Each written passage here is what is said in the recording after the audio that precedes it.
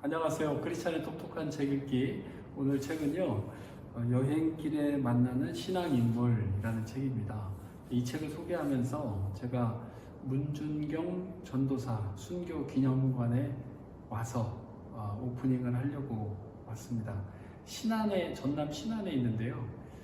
문준경 전도사님께서 이곳 섬 지역에서 얼마나 많은 복음전도 활동을 했는지, 그리고 유교 전쟁이 났을 때 어떻게 복음을 지키기 위해서, 또 교회와 성도를 지키기 위해서 순교하셨는지 내용들이 아주 잘 담겨 있더라고요. 특히 순교하실 때 보면 아버지요 내 영혼을 받아주세요 그렇게 말씀하셨다라고 하는 내용을 담고 있고요. 이 옆에 보면 이렇게 모래사장에서 순교 당하시고 있는 이 장면들이 잘 담겨 있습니다. 이것은 지극히 한 부분이고요. 전체적으로 놓고 보면 우리 신앙의 발자취, 또 우리 신앙을 위해서 수고하신 그 신앙의 선배님들의 모습들 잘 볼 수 있게 되어 있었습니다. 추운 겨울이었는데 오랜 시간 차를 타고 내려와서 본 보람이 있었고, 또 많이 마음에 담고 가게 됩니다. 안녕하세요. 크리스찬의 똑똑한 책 읽기. 여행길에서 만나는 신앙인물, 이렇게 생긴 책입니다. 뭐 많이 두껍지는 않고 아주 가볍게 엄청 많은 사진들, 그다음에 이 그림들, 현장 자료들이 거의 매 페이지마다 두세 개, 심지어는 네다섯 개씩 이렇게 들어 있어요. 그래서 굉장히 가벼운 책인 것처럼 이렇게 훅 넘겨볼 수 있는데, 실제로 이것을 들여다보면 정말 뭉클뭉클하고 그 감동이 어찌나 많이 이렇게 담겨 있는지, 저는 사실 이 책을 보는 내내 굉장히 부끄럽기도 하고, 목사로서 와, 정말 너무 모르고 지나왔다, 이런 생각들을 많이 했어요. 앞서 그 증도에서 제가 갔었던 것도 이 책을 소개하기 전에 그래도 최소한, 물론 이제 이 안에 이렇게 다녀왔던 것들도 몇 군데 있긴 했었는데, 그래도 이 책을 위해서 한번 가야 되겠다 싶어서 갔었던 영상을 제가 먼저 소개를 드렸습니다. 한번 천천히 이 내용들을 한번 보고 싶어요. 너무 귀해서요. 김재욱이라고 하는 분이 쓰셨고요. 여행길에 만나는 신앙인물, 전국에 있는, 이 책에서는 16곳의 기념관이라고 되어 있는데 목차에는 그렇게 되어 있어요. 그런데 실제로는 책의 뒷면에도 보면 70여 곳 한눈에 볼 수 있다. 진짜로 그렇게 많이 있고요. 이 안에 있는 내용들 보면서 정말 꼭 가봐야 되겠다, 우리 성도들이랑 같이 가봤으면 정말 좋겠다, 그런 생각들 좀 하면서 이 책을 봤습니다. 서울 지역은 4곳을 소개를 하고 있어요. 도산 안창호 기념관, 여러분 아시는 것처럼 강남에 가면 도산대로 있잖아요. 그 도산 공원에 이게 있고, 기독교 정신으로 우리 시민들을 일깨웠던, 한국과 미국 할 거 없이 양쪽에서 많은 활동을 하셨던 분이죠. 그리고 언더우드 선교사가 만든 구세학당에서 공부하면서 신앙을 받아들인 이후에 또 미국에 가서도 활동하셨고, 귀국 후에 신민에서 본격적인 독립운동도 하셨고, 기독교 정신으로 자신에게 주어진 사명을 잘 살아냈던 그런 분이었죠. 배재학당 역사박물관은 서소문에 있는 곳이다라고 소개를 하고 있고요. 우리나라 아펜젤러와 언더우드 선교사님이 1호 선교사로 불리잖아요. 1885년 4월 2일에 부산으로 갔다가 4월 5일 제물포로 도착을 했다고 이 책에서는 얘기를 하고 있습니다. 그리고 아펜젤로 선교사님은 시국이 굉장히 불안정하니까 일본으로 갔다가 6월 20일 재입국하셔서 이제 배재학당을 설립하시고, 87년도에 베델 예배당, 이게 이제 정동 제1교회로 발전하는 거죠. 또 성경을 번역하셨고, 10년 만에 신약을 번역하셨고, 문서 선교에도 전념을 하셨던 분이죠. 이분께서 잘 아는 것처럼 제물포에서 배를 타고 목포로 가던 중에 군산 앞바다에서 충돌 사고로 사실은 순교하십니다. 시신을 아직도 찾지 못했다고 그러고 군산 서천 이곳에 가면 이 아펜젤러 선교사님을 기리는 기념교회도 있고 또 기념관도 있습니다. 그 내용도 잘 소개가 되고 있어요. 오산중고등학교라고 되어 있고요. 기독교 교육자 이승훈 선생이 이제 세우셨죠. 남강 이승훈 선생 잘 알죠. 이분이 용산구에, 여기 오산중고등학교라 그래서 여기 경기도 오산이 아닙니다. 서울 용산구에 있고요. 이 오산이라고 하는 것이 본래는 평북 정주에 있습니다. 정주. 평안북도 정주에 있고 이게 평양하고 한 7, 80km 정도밖에 안 떨어져 있기 때문에 평양 오산학교라고도 불리는데 사실은 평북 정주에 있는 학교고요. 이게 전쟁 이후에 이제 용산으로 내려오는 거죠. 처음 7명의 학생으로 시작을 했다가 그 학교에서 엄청난 신앙의 인물들을 배출해냅니다. 우리가 아는 것처럼 주기철 목사님, 김소월 이런 분들, 함석헌 이런 사상가들, 의사, 목사 이런 분들 여기서 많이 배출이 되고요. 이승훈 선생은 백오인 사건으로 투옥되었다가 가석방되고 제주도 조천에서 유배 생활을 했던 그런 분이셨습니다. 3.1운동에서 기독교의 대표자로서 활동을 하셨고 옥고도 또 치르셨죠. 또 치르신 거예요. 언더우드 기념관이 이제 서울 지역에서 네 번째로 소개가 되고 있는데 언더우드 선교사를 기리기 위해서 연세대학교 안에 박물관을 만들었고요.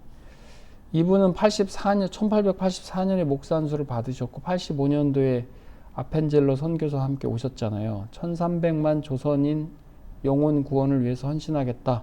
이렇게 하나님께 기도를 하고 이제 오셨죠. 오기 전에 일본에서 이수정을 만나서 한글에 관심을 갖게 되고 오셔서 교회를 설립하시고 문서 선교하시고 의료 선교도 하시고 특히 제중원에서는 최초의 서양 의사인 알렌을 도우면서 의료 선교에 힘을 쏟았던 분이고 앞서 도산 안창호가 공부했던 구세학당이라고 앞서 소개를 드렸는데 그 구세학당을 만들어서 교육을 시키셨고 경신학교, 연세대학교로 발전을 시키도록 하셨던 분입니다. 성경 번역에 기여를 하셨고요.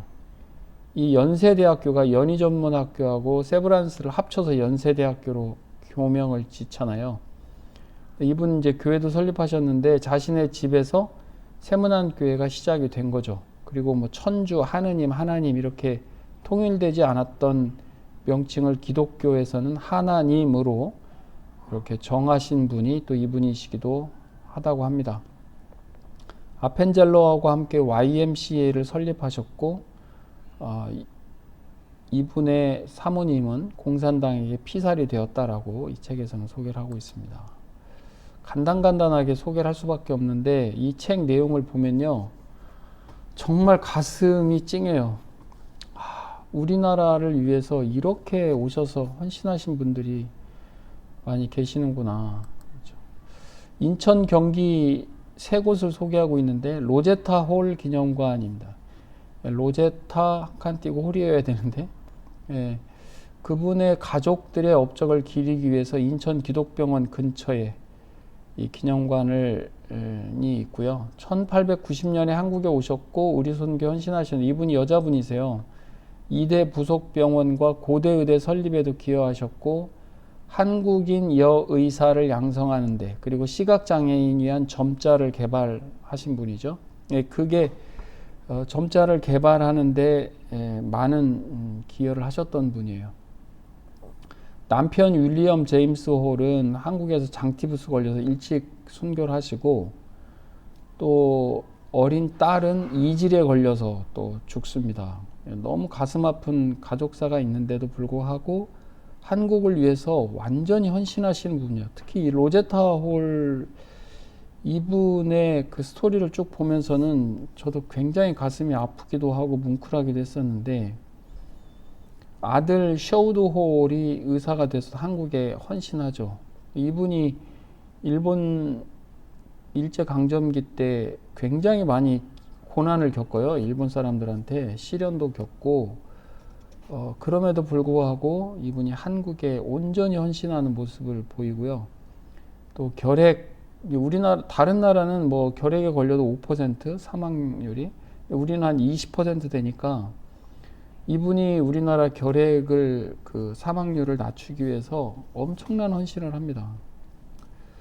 이 로제타 홀 이분이 100년 전에 인천 부인병원, 또 6.25 전쟁 후에는 인천 기독병원을 만들고, 특히 여의사를 만드는 조선여자의학 전문학교도 만들기도 하고요.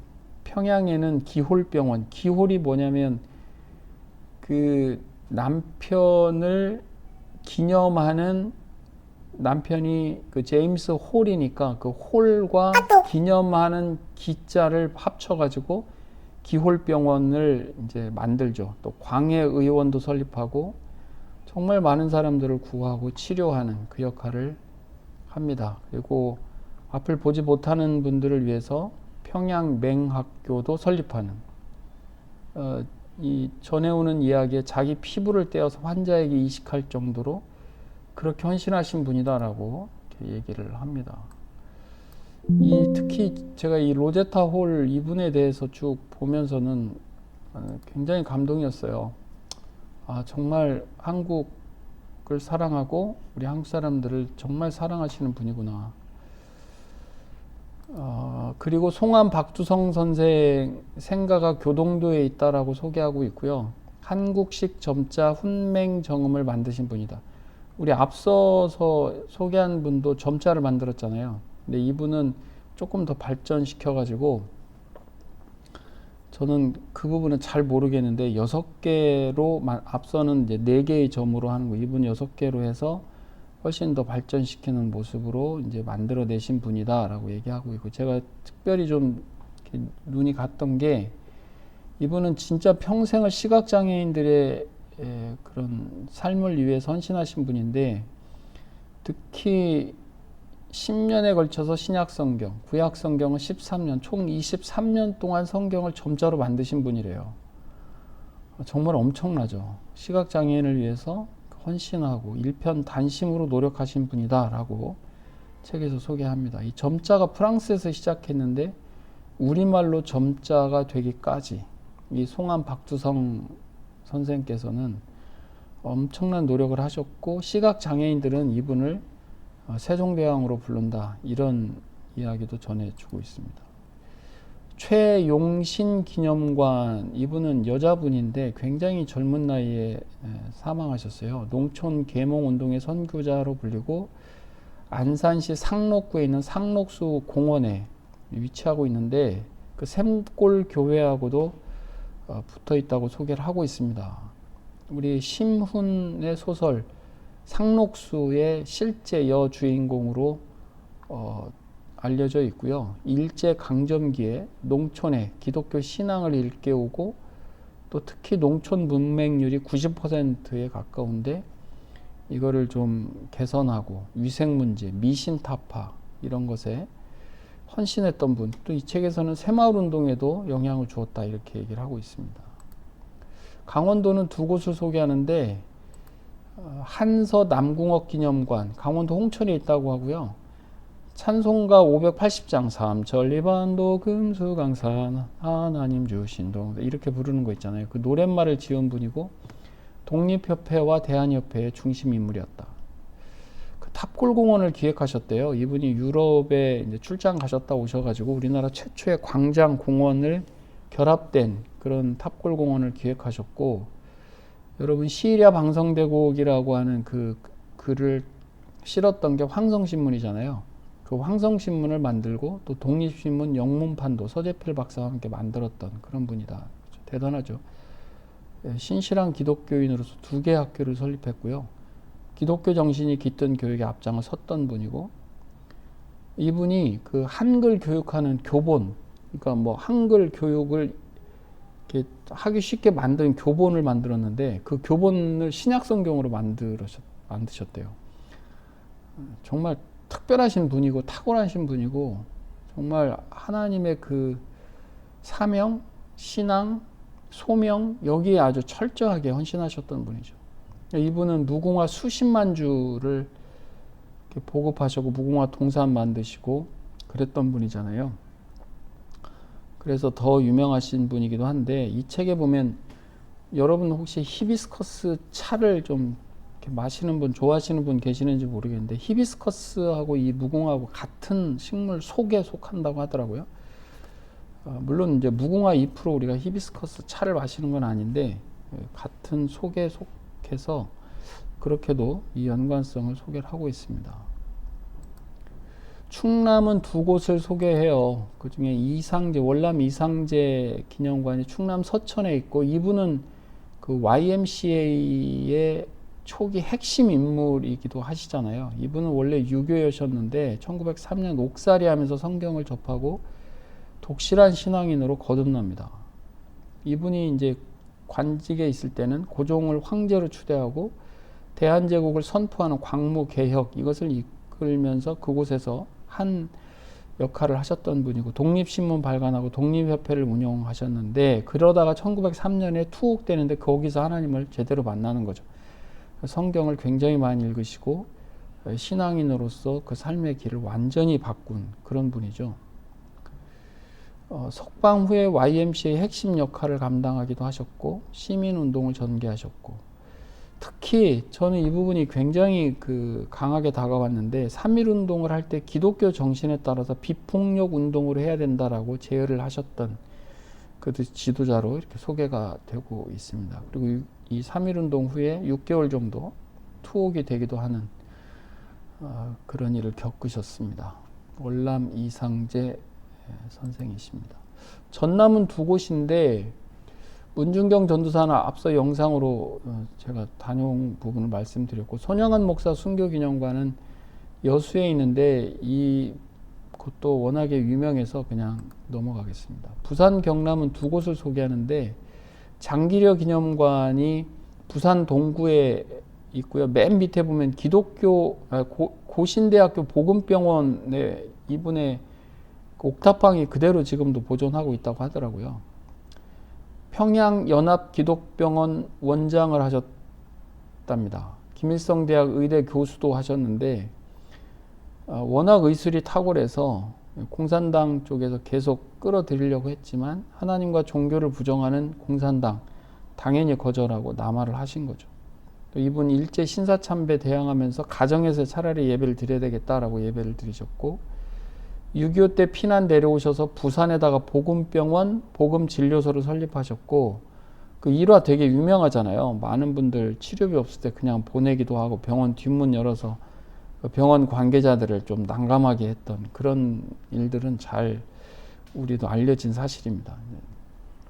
부산 모임이라고 해서 성경 공부 모임도 만드시고, 우리가 지금도 혜택을 보고 있는 이 국민건강보험 제도의 시초를 닦으셨던 청십자 의료보험 조합을 처음 시작하셨던 분도 바로 이 장기려 박사님이시죠.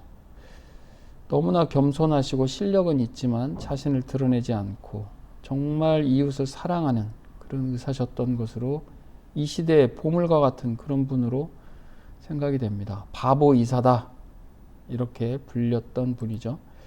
주기철 목사 기념관은 지금 창원시인데 과거에 진해시였잖아요. 진해시의 웅천. 저도 진해에서 몇 년 있었는데 못 가봤어요. 있는 줄도 몰랐어요.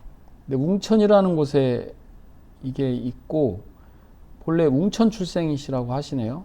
그래서 이분이 아까 소개했던 남강 이승훈 선생이 설립했던 평북 정주, 거기 오산학교에 가셨고, 이승훈 선생이 이제 투옥이 됐을 때는 조만식 선생이 오셔서 가르쳤기 때문에 그분에게도 배웠던 분입니다.